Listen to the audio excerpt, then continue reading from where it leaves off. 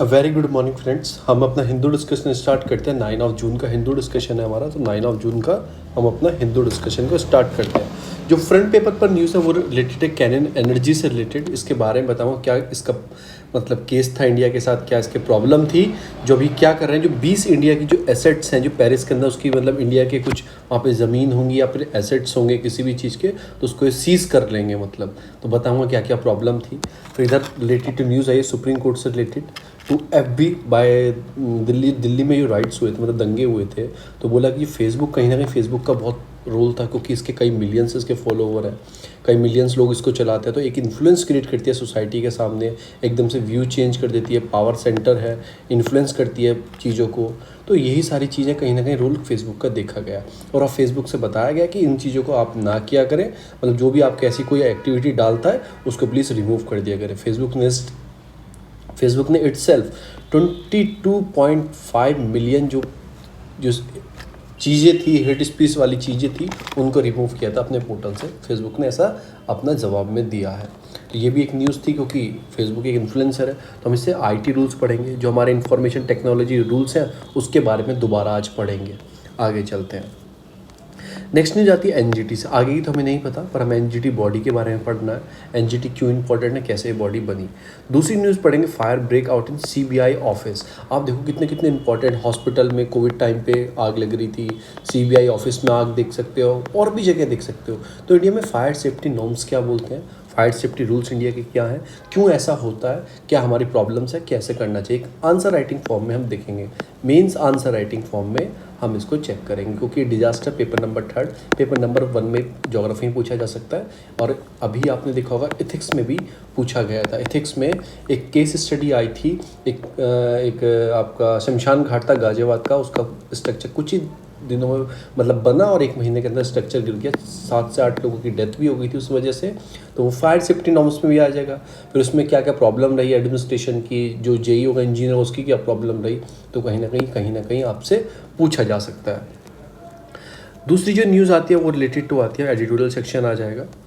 Editorial, ये troubling मतलब कि प्रोस्पेक्ट इन द अफगानिस्तान, मतलब इसमें है क्या चीज़ कि कैसे कैसे चीज़ें डिक्लाइन हो रही हैं। अफगानिस्तान ने अपना टेरिटरी बढ़ाना इंक्रीज़ कर दिया है, जैसे जैसे यूएस ने विड्रॉल कर दिया है। इवन यूके की जो नाटो फोर्स था उसने विड्रॉल कर दिया है। नाटो के थे मेंबर, यूएस ने 90% अपने ट्रुप्स वहाँ से अफगानिस्तान से अब निकाल लिए हैं। 26/11 तक वो सारे, मतलब 11 सितंबर तक वो सारे अपने ट्रुप्स को वहाँ से लेके चला जाएगा यूएस से। तो कैसे कैसे फॉल हो रहा है इसे, यूएस की आर्मी जा रही है तो राइज हो रहा है, तालिबान अपनी पावर कहीं ना कहीं दिखाता बढ़ाता जा रहा है। तो ये तो हमें नहीं पढ़ना है क्या क्या प्रॉब्लम थी, क्या क्या चीज़ें हैं, कौन कौन सा रीज़न है, क्योंकि प्लीज़ आप प्लेस का नाम रिमेंबर रखना। और भी मैं आपको बताऊंगा। तो आपको क्या पढ़ना है कि इम्पैक्ट इंडिया में क्या आएगा, इंडिया कौन सी स्ट्रेटेजी चाहता है अफगानिस्तान और तालिबान के बीच में, या फिर अफगानिस्तान और इंडिया में क्या क्या रिलेशनशिप है, इंडिया ने वहाँ पे क्या क्या डेवलपमेंट किया है, ये हमारे लिए इम्पोर्टेंट हो जाता है। नेक्स्ट, ये इम्पोर्टेंट नहीं है, जो फादर सेंट स्वामी थे जिनकी डेथ हुई थी भीमे कोरेगांव में केस से रिलेटेड, जेल में थे, यूएपी उनके ऊपर लगा रखा था। वो क्या थे, वो एक्टिविस्ट थे जो ट्राइबल के लिए काम करते थे। तो वही अब ट्राइबल वालों की कौन सुनेगा, जो एरिया है उनके आसपास के। दूसरी न्यूज़ आती है, should only elected legislator be eligible for the chief ministership. बिल्कुल बात नहीं है, नॉमिनेटेड भी हो सकते हैं।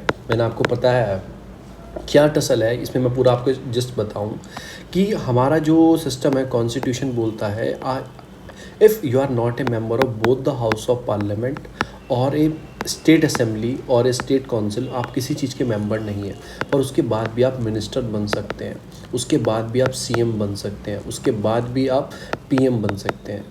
बेशर्ता एक चीज़ है कि 6 मंथ के अंदर, विद इन 6 मंथ आपको क्या लेनी होगी। अगर स्टेट के हैं तो स्टेट असेंबली में या स्टेट काउंसिल में, अगर बाइकैमरलिज्म है तो दोनों में कहीं ना कहीं आपको क्या लेनी होगी, वहाँ पे मेंबरशिप लेनी होगी। अगर आप मेंबर ऑफ पार्लियामेंट पीएम बनते हैं या कैबिनेट के सेंट्रल मिनिस्टर बनते हैं, तो आपको विद इन 6 मंथ में राज्यसभा में या लोकसभा में क्या लेनी होगी, आपको मेंबरशिप लेनी होगी विद इन 6 मंथ। अगर कोई डिले हो जाए या आप ना ले पाए तो आपको क्या क्या करना पड़ेगा, रिज़ाइन देना पड़ेगा उस पोस्ट से, ऐसा हमारा कॉन्स्टिट्यूशन बोलता है। ये फ़र्क नहीं पड़ता है कि आप नॉमिनेटेड मेंबर हो बाय द राष्ट्रपति, आपने चुने गए हो, बाय द गवर्नर आपने भेजा हो नॉमिनेट करके, वो फ़र्क नहीं पड़ता, या इलेक्टेड हो, तो कोई भी ले सकता है। टशल क्या स्टार्ट है, देखो ये तीरथ सिंह रावत थे, ये MP थे, पर ये बने उत्तराखंड के CM, इनको बनाया गया, तो इनको स्टेट की असेंबली में लेना था, मेंबरशिप लेनी थी, पर नहीं ले पाए। कोविड की वजह से बहुत सारे कारण बोले कि इलेक्शन नहीं करा पाई इलेक्शन कमीशन ऑफ इंडिया, और ये भी बोला कि नेक्स्ट ईयर तो इलेक्शन है ही, दोबारा क्यों खर्चा करना है इलेक्शन करा के। वो एक अलग भी टसल है, क्योंकि जो आपकी ममता बनर्जी है ना, वो भी मेंबरशिप नहीं है, वो भी इलेक्शन हार गई थी, पर क्या है, वो CM है। अब इनका इलेक्शन करवाते, इनका ना कराते ममता बनर्जी का, मे भी आपको इन फ्यूचर में देखने को मिलेगा वेस्ट बंगाल का भी इलेक्शन नहीं करवाया जाएगा। तभी वेस्ट बंगाल डिमांड कर रहा है, स्टेट लेजिस्लेटिव काउंसिल की डिमांड कर रहा है, ये परसों के न्यूज़पेपर में मैंने आपको बताया था, ताकि उनको उसके थ्रू चुन के अंदर भेज दिया जाए। तो ये सारी टशल्स है, प्रॉब्लम है। दूसरी आती है आपकी फॉरगेटिव एवरीवेयर, हर जगह देखो, ये भगोड़े हर जगह होते हैं, भगोड़ा बोलते हैं ऐसे, अगर कोई हमारे कानून से गलती करके भाग गया हो, जैसे मेहुल चोस्की हैं, मोदी है, वो जो है और भी वीज़ा मालिया, ये सब क्या है, भगौड़े हैं। ये कहीं ना कहीं हमारे देश का धोखा करके हमारा पैसा लेके भाग गए हैं। तो ये बोल रहे हैं सब जगह ऐसा होता है, सब कंट्री में ऐसे होते हैं, तो हमें कोऑर्डिनेशन डाटाबेस बनाना चाहिए, सब कंट्री को एक साथ आके, सब मिनिस्ट्री को एक साथ आके, सबके बीच में कोऑर्डिनेशन डाटा बनाना चाहिए। फिर जो हमारा इंटरपोल होता है, इंटरनेशनल पुलिस जो होती है, जो नोटिस निकालता है डिफरेंट ऐसे उनके खिलाफ नोटिस निकालने चाहिए। तो हमारे इंडिया में ऐसा ऑनलाइन डाटा कौन रखता है, एक पोर्टल है, नेटवर्क है, CCTN बोलते हैं इसे, क्रिमिनल ट्रैक नेटवर्क सिस्टम बोलते हैं, और ये नेशनल इंटेलिजेंसी ग्रिड है, ये सब कनेक्टेड रहते हैं, जो सारा डाटा इसके अंदर रहता है। अब ये क्या, इंटरपोल जो है उसको भी, इंटरपोल, इंटरनेशनल पुलिस, इन सबको साथ में आके ऐसे जो आपके फिगरेटिव जो ऑफेंडर है या वो ट्रैकिंग यूनिट है, ऐसा कुछ बनाना चाहिए ताकि उनको ट्रैक कर पाए, और उनको एक दूसरे के साथ, देशों के साथ लाके बायलैटरली या मल्टीलैटरली आपको कन्वेंशन करनी चाहिए, और क्रिमिनल मैटर के लिए कि ऐसे लोगों को जल्दी से जल्दी उनके देश भेजा जा सके। तो हम इसमें क्या पढ़ेंगे, इंटरपोल के बारे में हम पढ़ेंगे, इंटरनेशनल पुलिस है क्या, इंटरपोल बोलते हैं, इंटरनेशनल पुलिस बोलते हैं, और इंडिया में इसको कौन देखता है, इंडिया में CBI इसको देखता है। मैं आगे सब बताऊंगा आपको नोट्स के अंदर से। आगे चलते हैं, जस्ट वेट अ मिनट, तो मैं आगे चल के मैं आपको ये चीज़ बताऊंगा कि इसको इंडिया में देखता कौन है। आगे चलते हैं। दूसरी न्यूज़ आती है कि तो कुछ नहीं है कि डिजिटल जो मीडिया है गवर्नमेंट क्या करे, कंट्रोल करने की कोशिश करे, ऐसे किसने बोला, N राम, ये कौन है, ये डायरेक्टर है, एग्जीक्यूटिव डायरेक्टर है द हिंदू न्यूज़पेपर के, इन्होंने बोला है, तो ये भी हमारे किसी काम का नहीं है।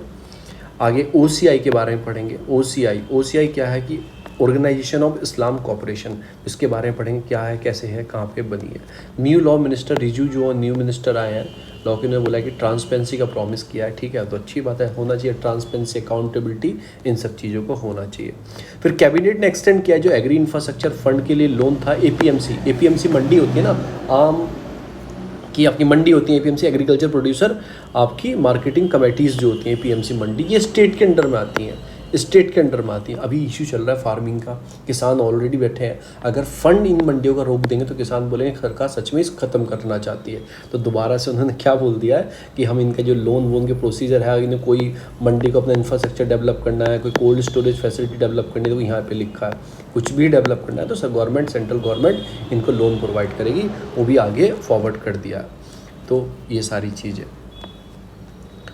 फिर वो आगे चलते हैं। आज कोई भी न्यूज़ रिलेटेड टू UPSC तो कोई नहीं आई, पर मैंने उसके बाद ही बहुत सारी चीज़ों को बाहर निकाला। आप सेबी के बारे में जाके पढ़ सकते हैं, 1992 में बनी थी, सेक्यूरिटी स्टेटस दिया गया था इसे, उससे पहले भी होती थी, पर एक तरह से सेक्यूरिटी को पार्लियामेंट लॉ से नहीं बनी थी, ये बिल्कुल सिंपल तरीके से ऐसे ही रहती थी, तो ये 1992 में इसको बनाया गया था। फिर भी मैंने बहुत सारी न्यूज़ आज निकाली आपको बताने के लिए, इसमें से भी निकाली है, इंडियन एक्सप्रेस में से ही मैंने बहुत सारी न्यूज़ आपके लिए निकाली हैं।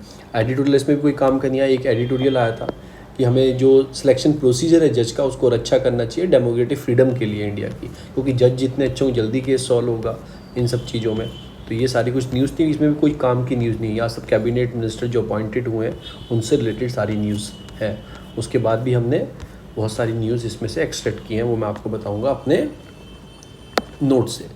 तो अगर आपको इसकी PDF चाहिए, नोट्स जो हमारी इसकी PDF आपको चाहिए, तो वीडियो के नीचे डिस्क्रिप्शन बॉक्स है, उसमें ग्रुप का लिंक है टेलीग्राम, तो डेली बेसिस पे वहाँ पे मैं अपलोड कर देता हूँ, फ्री ऑफ कॉस्ट है, कोई चार्ज नहीं है। मेरा क्या मकसद है, मुझे कॉमर्शियली नहीं बनना है, मैं इतना स्ट्रांग हूँ कि मुझे उसकी चीज़ की ज़रूरत नहीं है। मेरा क्या है कि मैं खुद भी पढ़ता हूँ और आपके साथ भी मैं पढ़ाई कर लेता हूँ, बस इतना ही मेरा कनेक्शन है आप दोनों के बीच में। रेट्रोस्पेक्टिव लॉ क्या होता है, मैं आपको थोड़ा बताता हूँ जिसमें क्या होता है। जैसे कोई कंपनी है, वो 2000 में इंडिया में आती है और वो कंटिन्यूस रहती है और 2010 तक गवर्नमेंट देखती है इसने बहुत प्रॉफिट कमा लिया, ठीक है ना। तो गवर्नमेंट क्या करती है, 2010 में कोई लॉ बनाती है, 2010 में कोई लॉ बनाएगी और बोलेगी आपने जो 10 साल पहले से आपने ये प्रॉफिट कमाया है, इसके पैसे हमें चुकाओ, क्योंकि हमने एक नया लॉ लेके आए हैं। कंपनी बोलेगी आपने 10 साल पहले आपका कोई ऐसा लॉ नहीं था, अगर होता चाहे मैं आता भी नहीं उस लॉ को देखते हुए, पर आपने गलत कर रहे हो, बाद में 10 साल पुराने आगे से ये लॉ आपने बनाया, अगर आगे से मैं कुछ कमाऊंगा तो मैं उसके अकॉर्डिंग दूंगा। पर लॉ ने आपने क्या किया है कि 2010 में लॉ बना के आप 10 साल पुराने हमसे पैसे प्रॉफिट के मांग रहे हो इस सब चीज़ों में, तो कंपनी इस अगेंस्ट चली जाती है। फिर वो सुप्रीम कोर्ट में जाती है, पर हार जाते हैं क्योंकि इंडिया का सिस्टम था। फिर वो इंटरनेशनल कोर्ट्स में जाती है, बहुत सारी कोर्ट है इंटरनेशनल, उनके बारे में मैं आपको बताऊंगा, उसमें जाती है, केस जीत जाती है। उसके बाद इंडिया को पे करने पड़ते हैं 1 पॉइंट, इसमें दे रखे होंगे 1, उस पर जो केस पे आता है कि इंडिया को पे करना है 1.2 बिलियन रुपीस पे करना है इस कंपनी को, इंडिया की गवर्नमेंट को। पर इंडिया गवर्नमेंट कहीं ना कहीं फेल होती है। फिर ये क्या होती है, परमानेंट कोर्ट ऑफ जो विदेशों की, मतलब जो परमानेंट कोर्ट्स हैं, बड़ी बड़ी कोर्ट्स हैं इंटरनेशनल, उसमें चली जाती है और वहाँ से इसे परमिशन मिल जाती है। जो पेरिस में इंडियन गवर्नमेंट की जो एसेट्स हैं, जो भी जगह होंगी, या कोई ज़मीन खरीद रखी हो इंडियन गवर्नमेंट में, या फिर कोई ऐसी कंपनी हो इंडियन गवर्नमेंट की, कुछ भी हो, उनके जो 20 जो इंडियन एसेट्स हैं पेरिस के अंदर, वो इस कंपनी को दे दी जाएँ, कैरिन एनर्जी को। और ये कंपनी डिफरेंट कंट्री में भी जा रही है, यूके में भी जाएगी, वहाँ भी केस फाइल करेगी। वहाँ की गवर्नमेंट ने परमिशन दे दी तो यूके में या यूएस में जो भी एसेट्स हैं किसके, इंडियन के, वो इस कंपनी को दे दी जाएंगे, क्योंकि इसे फुलफिल करने हैं 1.9 बिलियन। तो ऐसे देखा गया इंडिया के 90 मिलियंस, देखो ये देखा ना, 70 बिलियंस अक्रॉस द वर्ल्ड जो आइडेंटिफाई किए गए इंडिया के एसेट्स, क्योंकि भारत सरकार ने दे दी तो ये बाहर से लेंगे। इसने यूके में भी फाइल केस किया है, तो बहुत जगह इसने केस फाइल किया है। तो मैंने आपको रेट्रोस्पेक्टिव लॉ बताया, ये कोई टैक्सेशन अलाउ होता है, the country passes a rule on the taxation certain product, ठीक है ना, वो निकालती है कि डील, ये मैंने बताया ना, उस पर चार्ज लगाएगी। The time behind the date which the law is passing, मतलब जो लॉ आज बनाया आपने और लॉ में बना के बोला इस कंपनी ने 10 साल पुराने से प्रॉफिट कमाया किसी चीज़ पर, उसके पैसे भरो, तो कंपनी बोलेगी 10 साल पहले कोई तो लॉ नहीं था ऐसा, ना कोई टैक्सेशन था, अब 10 साल बाद लेके आ रहा हूँ, आगे ही जो कहूँगा तो भरूँगा इस लॉ के अकॉर्डिंग, पर पीछे का मैं क्यों दूँ, ऐसा कोई लॉ नहीं था। उनकी बात कहीं ना कहीं सही है।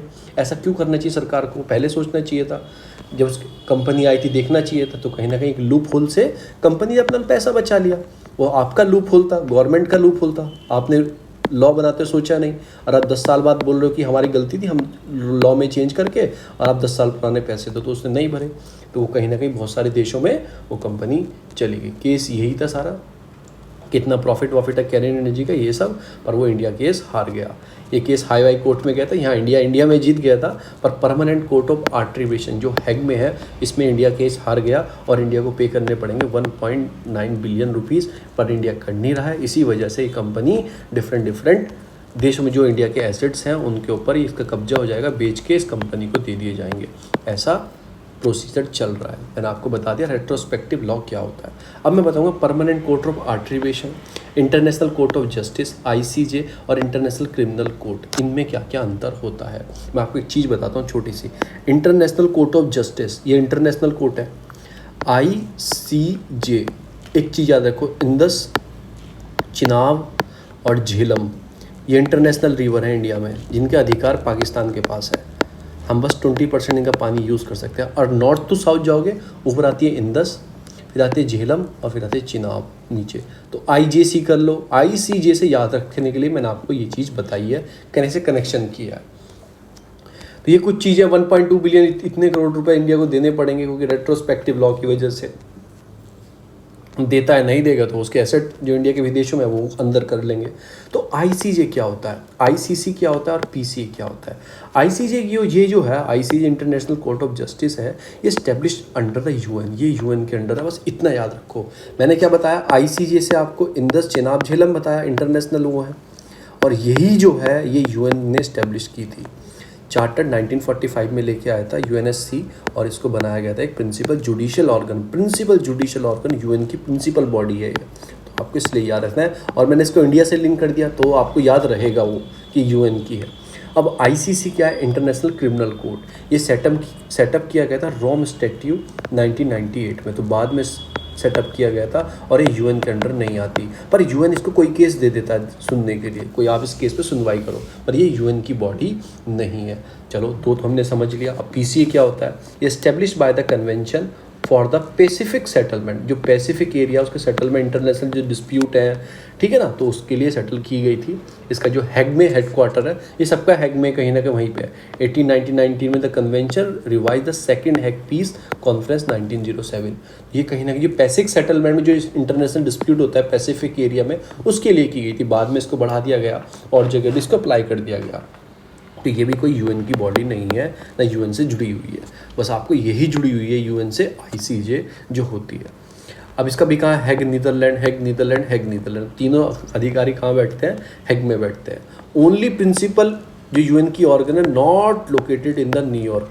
जितनी भी प्रिंसिपल ऑर्गन्स है ना यूएन की, मैंने एक सीरीज़ बनाई है इंटरनेशनल की, प्ले लिस्ट में जाना, वहाँ पे मैंने यूएन ऑर्गन को पढ़ा रखा है, 3-4 ऑर्गन को वहाँ पे मैंने बता रखा है 5-10 मिनट में। तो आपको याद रखना है कि सारी जितनी प्रिंसिपल ऑर्गन है यूएन की, सबके हेडक्वार्टर न्यूयॉर्क में है।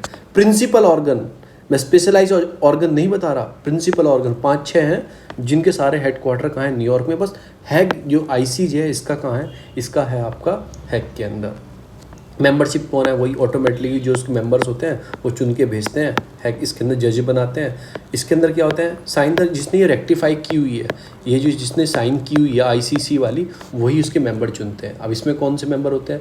The national have sign and rectify. तो दोनों में जिसने साइन किया हुआ है, इंडिया ने साइन नहीं किया हुआ है इसे, इंडिया ने ये साइन किया हुआ है, मतलब यूएन का मेंबर एंड करनी पड़ेगी। ये कैसी कैपेसिटी? सिविल कोर्ट सुनती है, मतलब ये क्रिमिनल कोर्ट है। और ये आर्बिट्रेशन, मतलब कि बीच में फैसला कराती है, मतलब 2 समुदायों में लड़ाई है या 2 देशों में किसी बाल विवाद है, उस पर कराती है। जैसे कैनन एनर्जी और इंडियन गवर्नमेंट के बीच में था, बीच में आर्बिट्रेट कराती है एक तरीके से। ये legally dispute between the 2 nation के बीच में कोई लीगल डिस्प्यूट है, कोई भी चीज़ है, सोवरनिटी, ट्रेड, ट्रीटी, वायलेशन, सब चीज़ के लिए कोई भी डिस्प्यूट है तो ये सॉल्व करती है। ये क्या है? कोई जीनोसाइड हुआ हो, कत्लेआम हुआ, वार हुई हो, क्राइम हुआ हो कहीं पे, तो ये सारे केस, ये ह्यूमैनिटी के अगेंस्ट है, ये सारे केस सुनती है।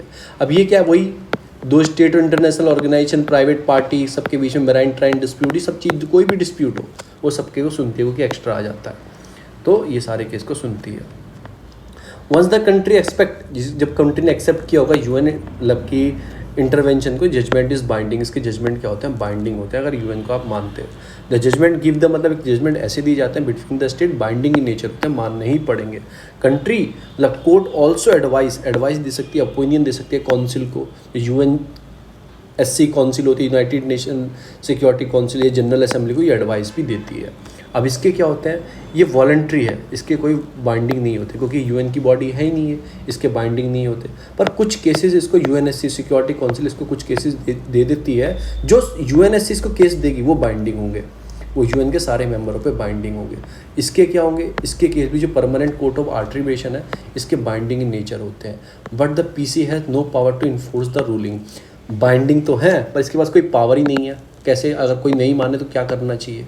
जैसे इंडिया नहीं मान रहा तो ये क्या कर रही है, जो विदेशों में इसकी प्रॉपर्टी है, क्योंकि कुछ देश ने साइन किया होगा इसको, कुछ जैसे फ्रांस में पेरिस की, जो पेरिस में प्रॉपर्टी है इंडिया की $23 मिलियन के आसपास, तो फ्रांस ने साइन किया होगा, तो फ्रांस को शायद मानना पड़ेगा इसका, तो इसलिए ही ये पैसा उधर ट्रांसफ़र कर रहे हैं। अब देखते हैं जो भी हो।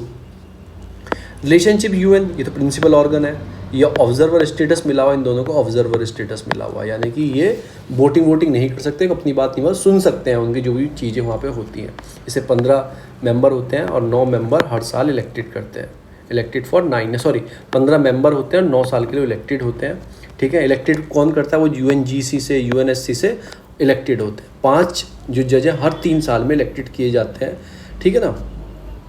कोई भी 2 जज एक देश से नहीं आ सकते, यानी कि इंडिया के 2 जज नहीं हो सकते, अलग अलग कंट्री के जज होते हैं जो इलेक्टेड करते हैं। इसमें 18 जज होते हैं जो इसके मेंबर हैं, रेक्टिफाई किया वो इलेक्टेड करते हैं। इसमें कोई सिटिंग जज नहीं होते for the organ. Party select the arbitration, कि वो जो पार्टी होती है इंडिया और की जो कनाडा के बीच में पार्टी होगी, वो किसी से कराना चाहे तो पार्टी सेलेक्ट करती है। कोई सिटिंग जज नहीं होता परमानेंट, वो अपने आप सेलेक्ट किया जाता है। अब ये क्या है, ये तो वर्ल्ड की कोर्ट है। ये क्या, ICC is the court of the last resort, it can essential for the safety of the national country enable to prospect there, मतलब यही सारी चीज़ें हैं जो इसने साइन किया हुआ है। इस कोर्ट में आकर आप क्रिमिनल केसेस सुन सकते हैं। ये फर्स्ट मतलब कि परमानेंट इंटर गवर्नमेंट ऑर्गेनाइजेशन है आर्बिट्रेशन के लिए। पीसीए भी आपको याद रखना है। अब इसके अंदर क्या, India is the member of UN, India member है यूएन, तो इंडिया भी इसका मेंबर है। और इंडिया का कोई जज है, हाँ है, अभी 2018 में इलेक्टेड हुए हैं, 9 साल के लिए रहेंगे, तो यानी कि 2027 तक रहेंगे। दलवीर भंडारी इनका नाम है। इंडिया ने ये साइन रेक्टिफाई नहीं किया है। इंडिया पीसीए का मेंबर है। इंडिया इसने रेक्टिफाई किया था 1899 में इसको, कन्वेंशन को इन 1950, ये कन्वेंशन थी, इंडिया ने रेक्टिफाई किया रखा है, तो इंडिया भी पीसीए का मेंबर है। पर इंडिया आईसीसी का, इन क्रिमिनल कोर्ट ऑफ का मेंबर इंडिया नहीं है, ऐसा आपको याद रखना है।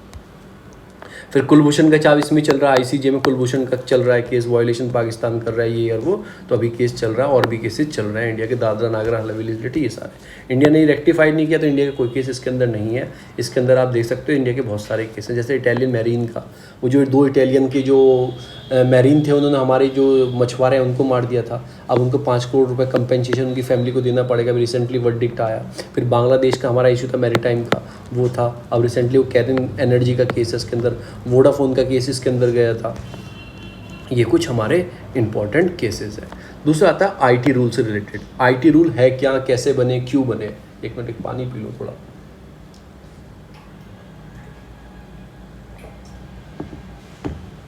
आईटी रूल, तो मैं आपको एक ऐसी फॉर्म में बताऊंगा आईटी रूल जो आप कभी ना भूलें, उसके बाद आपको दिक्कत ना हो।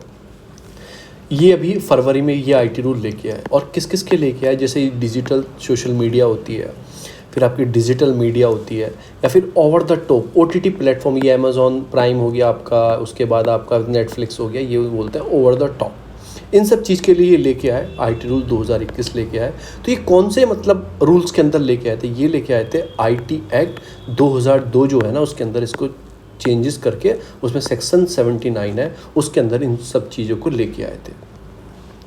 अब है क्या 69, जो हमारा सेक्शन 69 है, इसके अंदर 79 के अंदर लेके आए थे। 69 क्या बोलता है कि government can issue the direction, government कोई भी डायरेक्शन इशू कर सकती है डिजिटल मीडिया के लिए, अगर उसे लगता है कि ये सोवरेनिटी इंटीग्रिटी को ये हार्म कर रहे हैं इंडिया की, तो टाइम टू टाइम पे गवर्नमेंट ऐसे रूल्स रेगुलेशन निकाल सकती है।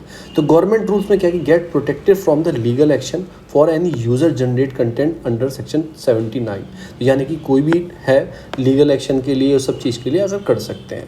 तो फर्दर जो बिग कंपनीज थी एक्सपेंडेड रैपिडली बढ़ रही थी, जैसे फेसबुक हो गई, व्हाट्सएप हो गई, इन सब चीज़ को रेगुलेट करने के लिए रूल लाए गए हैं। उसके बाद जो सेल्फ रेगुलेशन टूल किट इनको डेवलप करनी होगी, जो 17 ओटीटी प्लेटफॉर्म है, यही अमेजॉन हो गया, फिर आपके जी, अब आजकल बहुत सारे चल रहे हैं, नेटफ्लिक्स जैसे बहुत सारे हैं। इन सबको मेन मैं आता हूँ, इसमें अंदर है क्या, आप क्या कर सकते हो, क्या इसके अंदर है, ये एड्रेस करने के लिए सोशल मीडिया को, डिजिटल मीडिया को, ओटीटी को। इसमें क्या, सोशल मीडिया जो कंपनी होंगी are prohibited from hosting and publishing any unlawful information. पहले वो एक अनलॉफुल इन्फॉर्मेशन करती थी ना, कुछ भी चला देते थे इंडिया के खिलाफ, तो ऐसा नहीं कर सकते आप। तो ये अगर कोई चीज़ ऐसी की गई, आपने कुछ ऐसा इन्फॉर्मेशन ऐसे होस्टेड किया, तो विद इन 24 आपको टेक डाउन करना पड़ेगा, उसको ख़त्म करना पड़ेगा। कोई इन्फॉर्मेशन इंडिया के ऐसी खिलाफ मिली जो इंडिया की सोवरेनिटी इंटीग्रिटी को हार्म करती है, आपको आइडेंटिफाई भी करना पड़ेगा वो किस यूज़र ने वो मैसेज ट्रांसमिट किया, वो भी बताना पड़ेगा। तो तीसरा ये है। और आपको जो भी आपके पास कंप्लेन आएगी रिलेटेड टू किसी भी चीज़ के लिए, उस कंप्लेन को आपको रिपोर्ट करना पड़ेगा, ठीक है ना, पब्लिश करना पड़ेगा कि क्या कंप्लेन आई, क्या आपने एक्शन लिया, क्या आपने किया। इसी बेसिस पे सोशल मीडिया प्लेटफॉर्म्स 2 कैटेगरी में बांटा गया। एक तो सोशल मीडिया इंटरमीडिएट्स हो गए, ठीक है ना, एक होगा significant social media intermediate, they are the platform large user base, जिनके पास ज़्यादा यूज़र है। एक छोटे वाले हो गए, एक बड़े वाले हो गए, 2 भाग में डिवाइड किया गया है। अब इसमें जो है सोशल मीडिया जो इंटरमीडिएट्स हैं वो कुछ रूल फॉलो करेंगे। क्या रूल फॉलो करेंगे, फिजिकली कॉन्ट्रैक्ट एड्रेस, मतलब कि क्या रूल फॉलो करेंगे, वो एक अपॉइंट करेंगे चीफ कंप्लेन ऑफिसर एक अपॉइंट करेंगे नोडल कॉन्टैक्ट पर्सन, एक residents grievance officer in India. जो तीनों आदमी जो है इंडियन सिटीजन होने चाहिए, इंडिया में इनका घर होना चाहिए। जो नोडल कॉन्टैक्ट पर्सन होगा 24/7 कोऑर्डिनेट करेगा लॉ, जो आपकी इन्फोर्समेंट एजेंसी है जो भी इसे इन्फोर्स करेगी लॉ को, उनके साथ 24/7 कोऑर्डिनेट रखेगा। अगर सरकार को ज़रूरत पड़ी कोई चीज़ आई तो वो ये नोडल ऑफिसर ही से कॉन्टैक्ट करेंगे, ये हटाओ। तो ये और रेसिडेंट्स गिवन ऑफिसर कौन होगा, ये 24 घंटे एक्टिव रहेगा। अगर मैं कोई कंप्लेन करता हूँ पोर्टल पे जाके किसी चीज़ के खिलाफ, तो ये सुनेगा। जो जिस कंपनी का होगा, जैसे फेसबुक होगा तो फेसबुक का इंडियन ही कोई ग्रीवियंस ऑफिसर होगा, ये सुनेगा, उस कंप्लेन की 24 घंटे के अंदर रिप्लाई देगा क्या वो कंप्लेन पे उसने कर रहा है, और 15 दिन के अंदर उस कंप्लेन को सॉल्व करेगा। तो ये तीनों जो ऑफिसर होंगे, चीफ जो होगा सबसे बड़ा होगा ऑफिसर, अगर सब ये गवर्नमेंट की मिनिस्ट्री के साथ काम करेगा, मतलब उनके साथ रहेगा। कोई कंप्लेन होगी रिलेटेड टू, तो गवर्नमेंट इसी से बोलेगी, चीफ वाले से, ये नीचे जाके बात सॉल्व करेगा। तो इसमें क्या है, 3 आदमी हैं, तीनों होने चाहिए कहाँ के, इंडियन रेसिडेंट्स होने चाहिए। अब इसमें कुछ एथिक्स मॉरलिटी की बात की गई, जैसे स्ट्रीमिंग होता था, कुछ भी दिखाता था नेटफ्लिक्स, अमेजॉन, उस पर कोई कैटेगरी साइन भी नहीं होते थे कि ये अंडर यूनिवर्सल है, कोई भी देख सकता है, या 7 साल से बड़ा वाला देखेगा, या एडल्ट के लिए कोई है। आजकल आप देखते हो कि उस पर लिखा होता है 16+, तो वही है कोई सर्टिफिकेट भी ये जारी करेंगे, उस चीज़ को बंद करेंगे। जो पैटेंट चीज़ें हैं, जो पेरेंटल चीज़ें हैं वो 13+ वाले देख पाएंगे, जो कुछ ऐसी चीज़ें हैं मतलब कि जो 18+ वाले देख पाएंगे, कुछ एडल्ट चीज़ें हैं तो कम से कम आप बताओ तो ये एडल्ट है, बच्चों को देखने के लिए ख़तरनाक है, ऐसी चीज़ों को बताया जाएगा। फिर कुछ केबल पब्लिशिंग जो न्यूज़ होती हैं, डिजिटल मीडिया, इन सब चीज़ को भी कंट्रोल में लाया जाएगा। तो मेन ये है। और जो आप कंप्लेन करोगे उसे 3 लेवल पर ग्रीवियंस जो आपका रेसिडेंट मैकेनिज्म होगा, वो कैसे, एक तो self regulation by the publisher, जैसे कोई भी चीज़ है, ठीक है, कि पब्लिश कर रहा है, मुझे कोई कंप्लेन करनी है, तो वो सेल्फ जो कंपनी होगी उसी का मतलब वो अपने आप कंप्लेन को सुनेगी और वही सॉल्व करेगी। अगर वही नहीं सुनती है कंपनी, तो आप सेकंड में जाओगे, सेल्फ रेगुलेशन बॉडी के अंदर जाओगे। ये कौन करेगा, कोई भी रिटायर्ड जज होगा ना, सुप्रीम कोर्ट का या हाई कोर्ट का, इंडिपेंडेंट एमिनेंट पर्सन होगा जो इसमें केस सुनेगा। यहाँ भी आपकी कंप्लेन सॉल्व नहीं होती है तो उसके बाद है ओवरसाइट मैकेनिज्म, जो IB मिनिस्ट्री के अंडर होगा, इसको सॉल्व करनी होगी कंप्लेन। तो 3 लेवल आपका क्या है, ग्रीवियंस मैकेनिज्म है, सर्टिफिकेशन सिस्टम है जो सर्टिफिकेट दिए जाएंगे, और 3 ऑफिसर हैं जो इंडिया के होने चाहिए। तो आपको ये 2-3 चीज़ आपको याद रखनी है परमानेंटली। एडवांटेज क्या है भाई, एडवांटेज क्या है कि हमारी अकाउंटेबिलिटी है, देश है हमारा, रूल से चलता है, तो रूल से हमें चलाना है देश को। ये ट्यूटर आके हमारे देश के सिटीजन को ठीक है एम्पावर करते हैं हमारे सिटीजन को, पर हमारी जो चीज़ें हैं, मतलब जो फेक न्यूज़ है, डिसइंफॉर्मेशन न्यूज़ है, उसको भी तो ध्यान रखो। जो मतलब चीज़ें हमारी इंटीग्रिटी सोवरेनिटी की चीज़ काम करें, उसका ध्यान रखो। फिर ये चाइना वाइना आके हमारे इन्फ्लुएंस करता है, हमारे डिजिटल मीडिया को FF बनाता है, रेगुलेट करता है। इस सब चीज़ का हम ध्यान रखने के लिए हमने ये रूल्स लेके आया है, कोई हमारा इन्फ्लुएंस हमारे सोसाइटी में क्रिएट ना करे। इसमें आप आर्टिकल 19 को बहुत सारी चीज़ें मेंशन इसमें कर सकते हैं। ये कुछ एडवांटेज है। एक चेक एंड बैलेंस पावर रहे between the social media platform और चीज़ों के बीच में, तो ये भी है। अब क्रिटिसिज्म किस बात का है कि लोग क्यों बोल रहे हैं, क्रिटिसाइज क्यों कर रहे हैं। एक तो आप राइट टू प्राइवेसी, देखो इसमें खुद सोचो, राइट टू प्राइवेसी, आपकी प्राइवेसी हैक होगी, आपको वो ट्रैक करेंगे कहाँ से आया message, privacy. Right to free information का भी इसमें चीज़ें आएंगी, नहीं sorry information, right to free speech and expression की चीज़ें आएंगी। आर्टिकल 19 इसका उल्लंघन है, आप बोल नहीं सकते, आपका अधिकार है। राइट टू कहीं ना कहीं बहुत सारी चीज़ों का इसमें उल्लंघन किया गया है। देखो आपको ट्रेस किया जाएगा तो आपकी प्राइवेसी का उल्लंघन है, ठीक है ना। उसके बाद आपको आपकी स्पीच कर्टेल की जाएगी तो आपकी ये भी फंडामेंटल राइट्स आपको प्रोवाइड डिस्क्रिमिनेट, जो डिस्क्रिशनरी पावर है गवर्नमेंट के पास आ जाएगी, किसी कुछ भी हटा सकता है। तो गवर्नमेंट कहीं ना कहीं आपके राइट टू लाइफ से भी इन्फ्लुएंस कर रही है। एंड इसमें प्रपोज किया गया कि oversight mechanism does not have any legislation banking. को ठीक है, आपके पास कोई लेजिस्लेशन बैकिंग नहीं है, ये सब नहीं है, आपने रूल्स लेके आए हो, कोई आपने ये पास नहीं कराया, मतलब चीज़ों के मतलब कोई लेजिस्लेशन बैकिंग भी नहीं है, तो गवर्नमेंट अपने चीज़ों से बहुत सारी चीज़ें कर सकती है। कुछ सजेशन है कैसे स्मूथ रखा जाए, लड़ाई भी ना हो। आप स्ट्रेंथिंग दो, मतलब सिटीजन को राइट दो, ठीक है। अगर वो सही बोल रहा है, क्रिटिसाइज कर रहा है डेमोक्रेसी में, उसका अधिकार है अपोज करना किसी चीज़ को, अगर उसे गलत लगती है उसको मत दबाओ उसकी आवाज़। एक फ्लेक्सिबल मतलब एजिलिटी मतलब चीज़ें लाओ गवर्नमेंट के अंदर, जो माइंडसेट होना चाहिए फ्लेक्सिबल होना चाहिए। ये नहीं आप बिल्कुल ऐसी चीज़ें रखेंगे, इसने गलत बोला जेल के अंदर, ऐसा नहीं।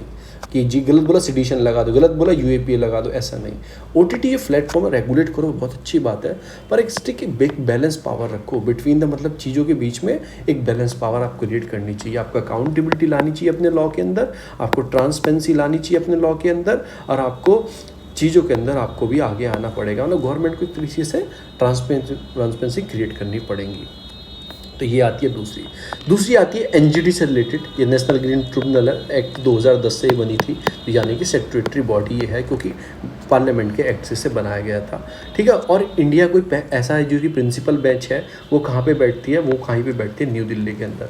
कोई इन्वायरमेंट लॉ को मतलब कि वायलेट करता है तो उसके अगेंस्ट ये कुछ अपने फैसले सुनाती है। इसकी अलग अलग बेंच भी हैं जो पुणे, भोपाल और चेन्नई और कोलकाता में बैठती हैं। देखो चारों हो गए ना, पुणे इधर हो गया वेस्ट साइड में, भोपाल सेंट्रल में हो गया, चेन्नई बिल्कुल साउथ में हो गया, कोलकाता ईस्ट में हो गया, और इधर नॉर्थ में कौन सा हो गया, न्यू दिल्ली। तो इसकी कुछ, ये तो प्रिंसिपल बेंच हो गई, ये हो गई इसकी रीजनल बेंचेज हो गई, ये इसकी रीजनल बेंचेज है। ईच बेंचेस क्या है, वही जिसकी जोग्राफिकल जुडिक्शन है, इसका इधर हो जाएगा, इसका इधर हो जाएगा, इसका इधर हो जाएगा, इसका साउथ में हो जाएगा, तो कंप्लीट हो गया, ठीक है ना। तो ये सारी चीज़ें सर्किट इसमें है।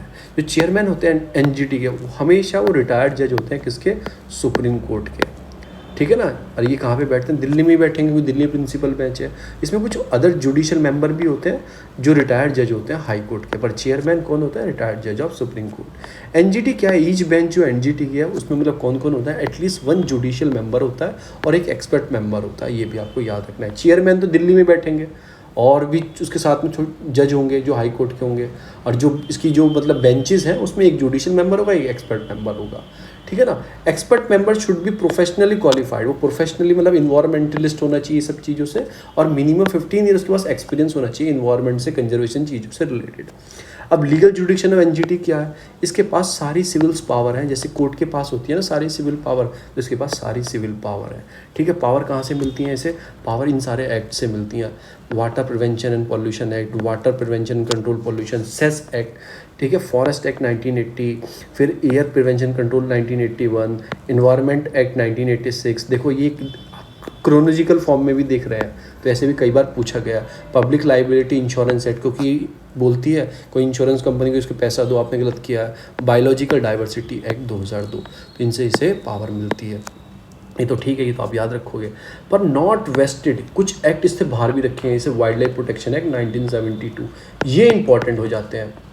इंडियन फॉरेस्ट एक्ट 1927, जो फॉरेस्ट एक्ट होते हैं, पर फॉरेस्ट कंजर्वेशन एक्ट 1980 के अंदर आता है, जिसके ऊपर जुडिक्शन दे सकती है। तो आपको ये इसके बाहर रखे गए हैं।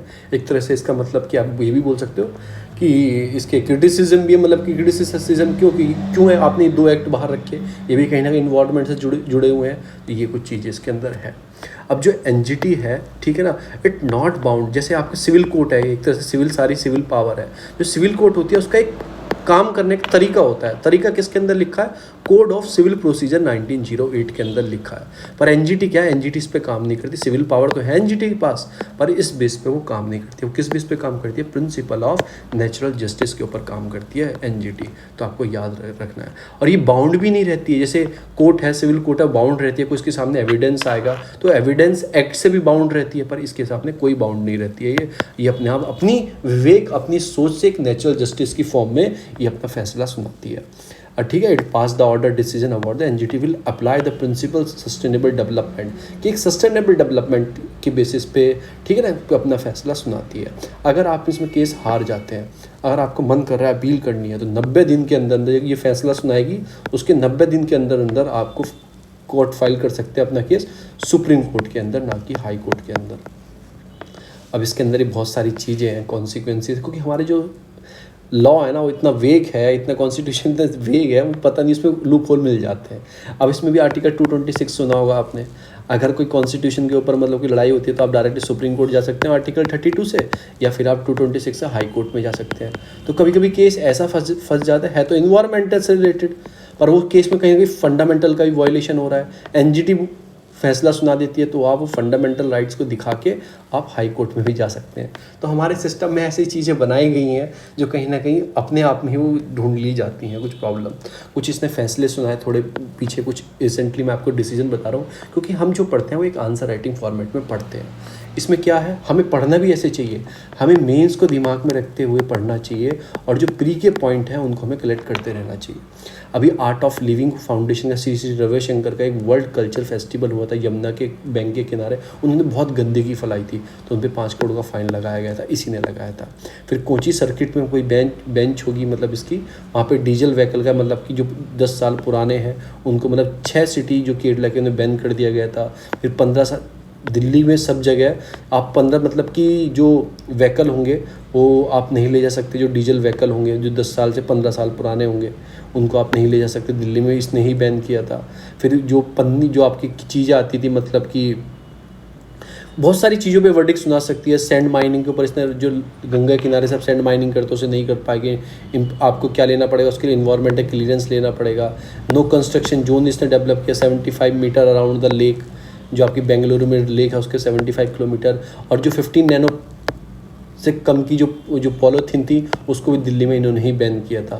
तो आपको ये भी याद रखना है, एनजीटी के कुछ वर्डिक्ट है। सुप्रीम कोर्ट डिसीजन है कुछ, NGT has power to enforce इस डिसीजन, ठीक है, सिग्निफिकेंट जजमेंट है, एनजीटी का एक पावर है, ये मतलब कि चीज़ों में इन्फोर्स कर सकते हैं, जो इन्वायरमेंटल के राइट है उसे बोल सकती है आपको ऐसे फॉलो करो, ठीक है ना, तो अपनी चीज़ों को ये कर सकती है। फिर इन्वायरमेंटल जो आपका इन्वायरमेंट मिनिस्ट्री है, ठीक है ना, it merely administrate a ministry national green tribunal to provide a mean and finance, इन्हें पैसा वैसा ये मिनिस्ट्री से प्रोवाइड करेंगे अकॉर्डिंग टू द एनजीटी।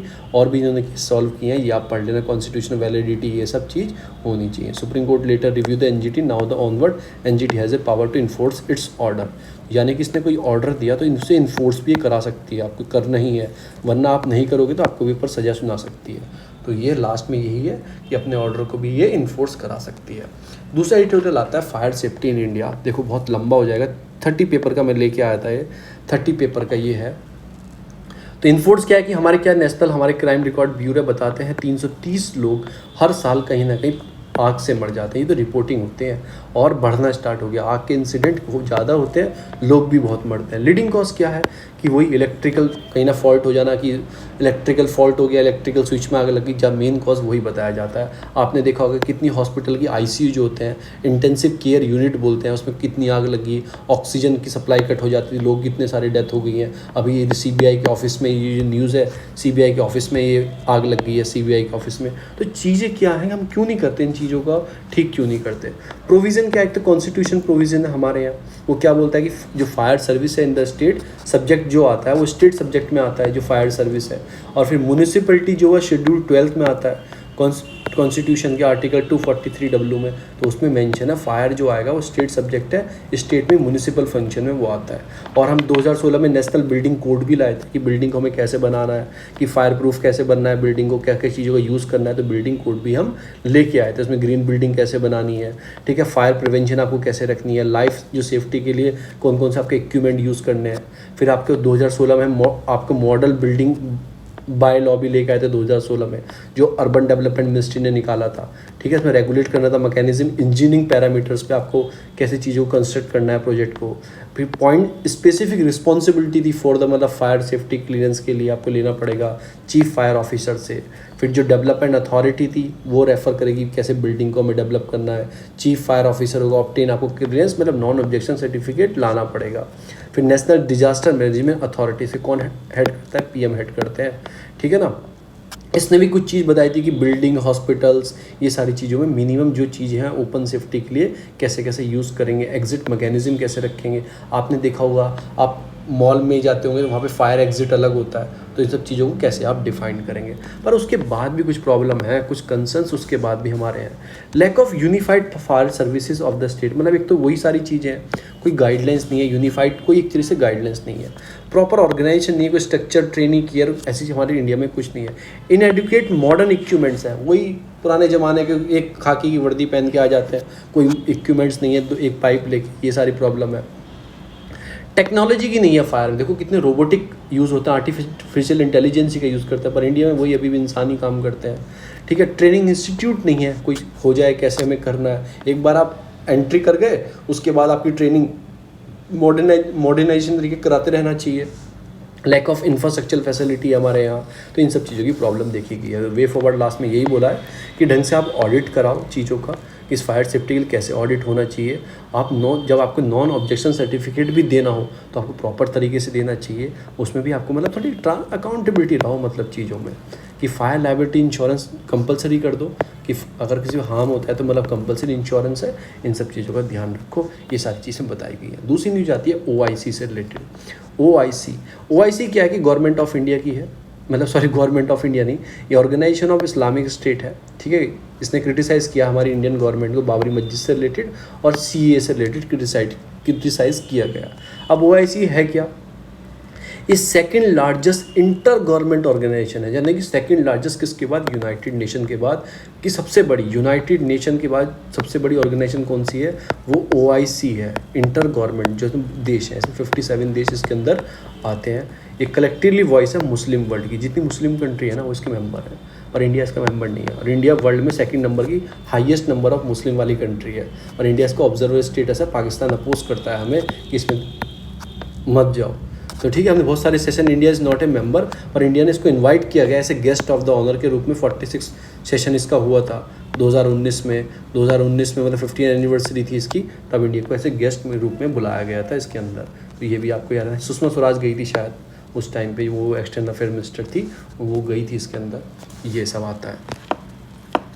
कितना रह गया एक बार थोड़ा देख लेता हूँ, बहुत है। इसके लिए मैं एक पार्ट 2 वीडियो बना दूंगा, क्योंकि मेरा भी थोड़ा गला बैठ जाता है बोलते बोलते, तो बस ज़्यादा नहीं रहा, को विदिन 7 पेज रह गए। तो यहाँ से मैं जो 7 है ये मैं पार्ट 2 में पढ़ा दूंगा। आप बोलोगे वीडियो लंबी हो जाती है, देखो आपको कितना बेसिक पता लग रहा है चीज़ों का, इतना बेसिक कोई भी नहीं बता सकता आपको।